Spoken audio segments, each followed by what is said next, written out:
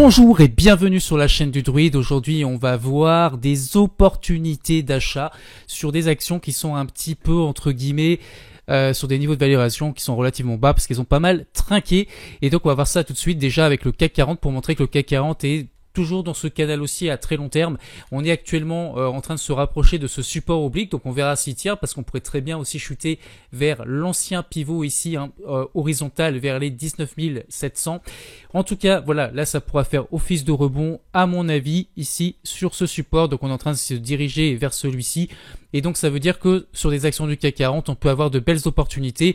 Et donc c'est ce qu'on va aller voir tout de suite. On va commencer par Air Liquide.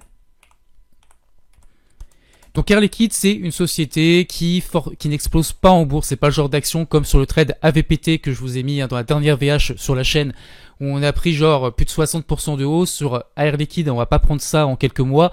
Par contre, Air Liquide, lorsqu'elle est décotée, ça peut devenir d'un coup une belle opportunité parce que vous voyez que même en achetant maintenant, si on vise un retour par exemple sur sa valorisation des 175, eh bien ça nous ferait une hausse de 10%. Donc 10% de renta, c'est toujours bon à prendre. Bon, actuellement, on voit que l'action est quand même bien baissière. Cependant, même si ça a l'air d'aller vraiment beaucoup plus bas, je pense que les 150 ici euros, ça devrait être vraiment un support très solide ici. Donc c'est pour ça que j'ai mis hop ma droite, je vais vous la mettre là sur les 150 euros à peu près. Donc si on va chuter sur cette droite qui correspond d'ailleurs, vous voyez, à ce creux ici à gauche, moi je serai acheteur sur Air Liquide. Donc cette valeur, je la surveille. Vous voyez que le CAC 40, je vous ai dit, peut très bien rebondir prochainement aussi. Donc voilà, ici je vais attendre vraiment une figure de retournement à partir de maintenant. Donc soit on va descendre beaucoup plus bas et j'achèterai beaucoup plus bas, soit la figure de retournement on l'aurait sur les niveaux actuels. Donc cette figure ça peut être n'importe quoi, hein. Ça peut être un double bottom par exemple, une figure comme ça et qui casserait par le haut. À ce moment-là, si on a cette construction, je prendrai position. Pour le moment, je rappelle que faut être sélectif sur ces trades, faut être patient. Faut pas juste acheter une valeur parce qu'elle est basse. Même si pour du long terme, je pense qu'acheter sur ce niveau, tôt ou tard, on sera gagnant. Il faut essayer d'avoir le meilleur timing possible. Et donc ça, c'est ce qui est à guetter sur Air Liquide. La deuxième valeur que je voulais vous citer, c'est LVMH. Donc LVMH, toujours une grosse boîte du CAC 40. Vous voyez qu'ici, j'ai mis un support sur les alentours des 530 euros à peu près. En tout cas, voilà, pour moi, on est sur une zone de support ici. Pour moi, acheter maintenant LVMH d'une manière générale, c'est un très bon niveau d'achat, même dès maintenant, sans attendre.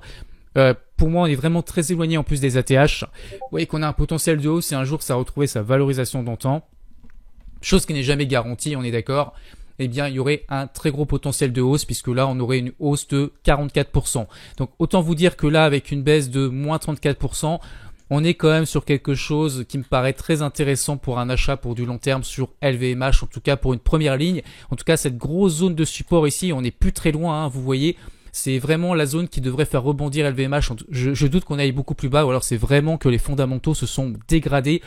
Donc voilà la vue à long terme. On voit d'ailleurs que ce niveau de valorisation correspondrait à un gros creux ici à gauche. Donc c'est un niveau que j'attends. Et si vous voulez vraiment être sécuritaire, vous pouvez aussi attendre, pourquoi pas, ici, le retournement sur une figure en double bottom. Exécuté. Par exemple ici. Sortie avec gain. Alors j'ai un gain en direct avec vous, c'est chouette. J'irai voir ça tout à l'heure. Bref, en tout cas, on a un double bottom ici, potentiel en construction. Donc ça peut aller beaucoup plus bas ou alors ça peut se retourner. Et à ce moment-là, ça pourrait être un niveau d'achat. Donc voilà pour LVMH. On va pouvoir peut-être parler, tant qu'on y est, de ASML Holding, puisque ASML est également une valeur qui a beaucoup chuté. D'ailleurs, vous voyez que je suis rentré dessus, j'ai une ligne. Donc ça, écoutez, je pourrais vous en faire le suivi si ça vous intéresse. Je moyennerai à la baisse si ça va encore plus bas, puisque je pense que c'est quand même une très très belle valeur. Je pense que là, avec la baisse qu'on a eue ici de au moins 39%, mais c'est quasiment un crash qu'on a sur l'action, c'est quand même une baisse qui est énormissime, même si c'est une action qui est très volatile de base. Donc je pense qu'on arrive sur des niveaux de valorisation pareillement qui sont très intéressants. Encore une fois, d'un point de vue chartiste, d'un point de vue analyse technique, on pourrait rejoindre ici, vous voyez, la bande de Bollinger inférieure. On pourrait rejoindre les 460, c'est pas déconnant. Moi, je serais acheteur sur cette zone. Tant qu'on n'y arrive pas, je n'achète plus ASML, je garde ma position. Mais voilà, c'est du long terme pour moi sur ASML. En tout cas, c'est un pari à tenter.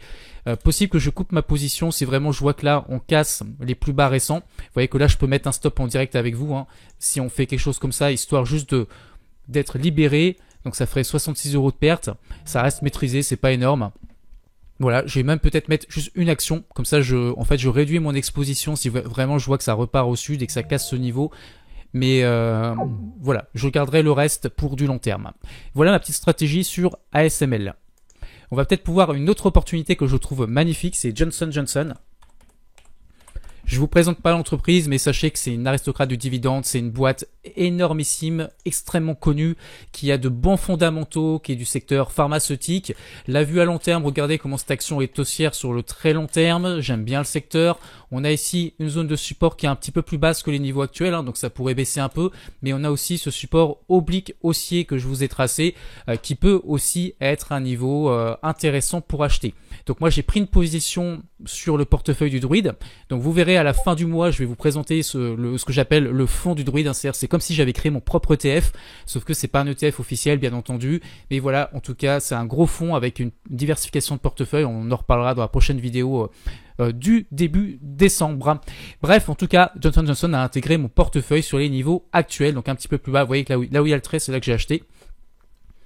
Et bien sûr, c'est une valeur, ça, par contre, j'ai aucun souci à la garder pour du long terme, mais si ça chute beaucoup, à moyenner beaucoup plus bas, notamment ici, les 125 que j'avais évalués, qui, là, pour moi, ici, l'action, elle serait vraiment sous-cotée pour le coup.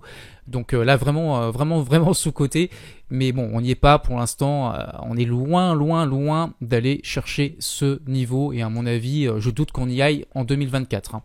Voilà, donc Johnson & Johnson, ça reste une très belle opportunité également. Alors maintenant, je vais vous parler du pari sur Home Depot, qui est une grosse boîte aussi. Là, c'est plutôt un pari long terme. Pourquoi? Parce que j'ai vu une pattern ici de type tasse et anse.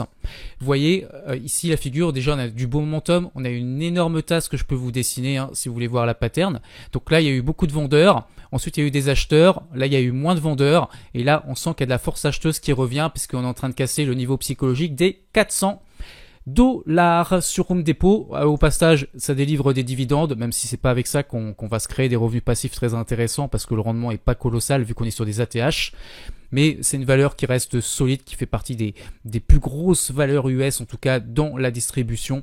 Donc Home Depot rejoint mon portefeuille de trading et non pas mon portefeuille du druide, hein, parce que pour moi, pour le portefeuille du druide, c'est pas assez qualitatif, même si franchement les fondamentaux sont plutôt bons hein, sur Home Depot.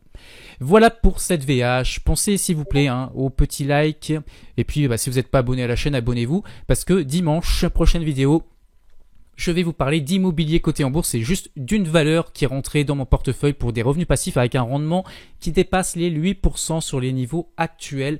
Donc c'est une valeur qui est très intéressante si vous voulez investir en immobilier, que vous voulez pas payer des frais de notaire, que vous voulez pas emprunter pour avoir un crédit, etc.